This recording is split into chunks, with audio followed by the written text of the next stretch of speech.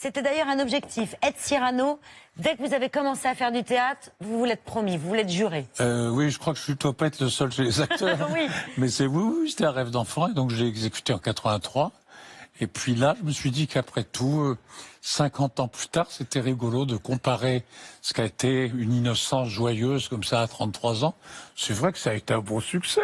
Ah bah oui, sacré succès. Et de le revoir avec la conscience qu'on a au bout de 50 ans de métier, et de se dire, tiens, mais après tout, ce personnage que tout le monde connaît, que tout le monde adore, allons le voir d'un peu plus près et avec ce poids de l'âge, voilà.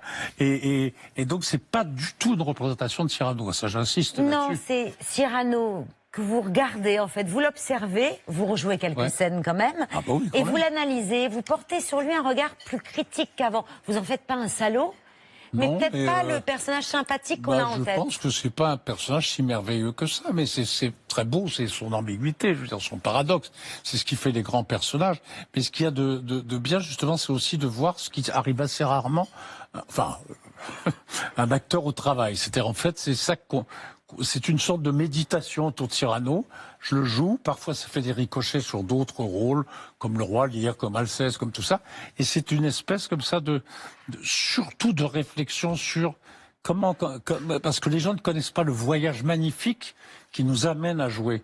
Parfois même, je vais vous dire un truc, le voyage est plus marrant que la façon dont on joue. C'est vrai. Cyrano, vous l'avez toujours hyper bien joué. C'est le rôle que vous avez le mieux interprété. Très honnêtement, sur 300, je sais pas, 400 représentations, on n'est jamais très très content. Enfin, il y en a peut-être 50 qui ont, grâce à mes yeux, quoi, pas plus. Mais c'est dingue. Ça varie tant que ça. Très honnêtement, oui, parce que ça change tous les soirs. Tous les soirs, bah, tu sais ça, toi. En plus, lui, il est dans des énormes trucs. Énormes trucs. Comme Johnny Hallyday ou Lady Gaga. Lui, je suis à côté de Lady Gaga. Enfin, c'est fou. Non, mais vraiment, ça change vraiment tout le temps. Donc, moralité, faut revenir. Exactement. Faut revenir plusieurs fois. Ah oui, c'est un argument commercial, en fait. Voilà. Ah oui, totalement. D'accord. Voilà. Pourquoi vous dites que la tirade d'aîné, c'est un gros pâté?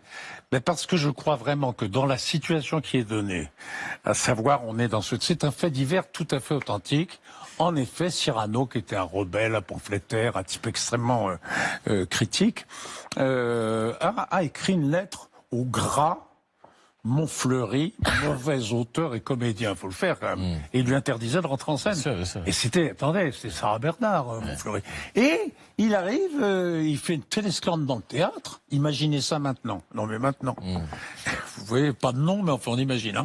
Et là, on a full camp, t'es très mauvais, etc. Et Montfleury s'en va. Et on est dans une situation tellement rapide, nerveuse, tendue. Quoi, qu'est-ce qu'il a, Brunet? Qu'est-ce qu'il a? Qu'est-ce qui t'emmerde, moi?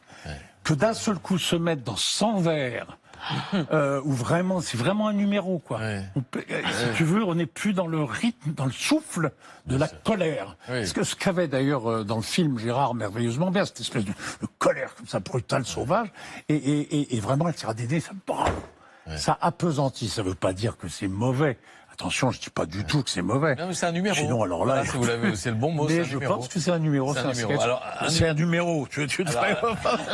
Un numéro que tout le monde connaît et que tout le monde applaudit et que beaucoup aiment. On est allé le vérifier dans la rue. Ah, c'est vrai. Est-ce qu'il y a des bouts de cette tirade qui vous reviennent? Oh, ça pourrait revenir, oui. Mon Dieu, c'est un roc, c'est une péninsule, que dis-je? Le truc du roc, de la péninsule. Je suis un pic, je suis un roc, je suis une péninsule, je crois. Je crois que c'était ça. Vous aimiez tellement les oiseaux que vous vous préoccupez pas de leur faire un perchoir pour leurs petites pattes? Ah non, c'est un peu court, jeune homme. On pouvait dire au Dieu bien des choses en somme. Par exemple, tenez, amical, mais il doit tremper dans votre tasse. Pour boire, faites-vous fabriquer un anap. Agressif. Moi, monsieur, si j'avais un tel nez, il aurait fallu sur le champ qu'on me l'amputasse. Descriptif, c'est un roc, c'est un pic, c'est un cap. Que dis-je, c'est un cap, c'est une péninsule. C'est extraordinaire. Ça fait beaucoup de public. C'est vraiment très très bien, bravo. Non, mais alors ce que vous savez, c'est que le dimanche, parfois, les cheveux bleus, ils sont là. Alors, c'est un cap. Et on entend en première rang, c'est une péninsule. Le dimanche en matinée, vous Ah oui, on ne le faisant pas tous les jours quand même, heureusement.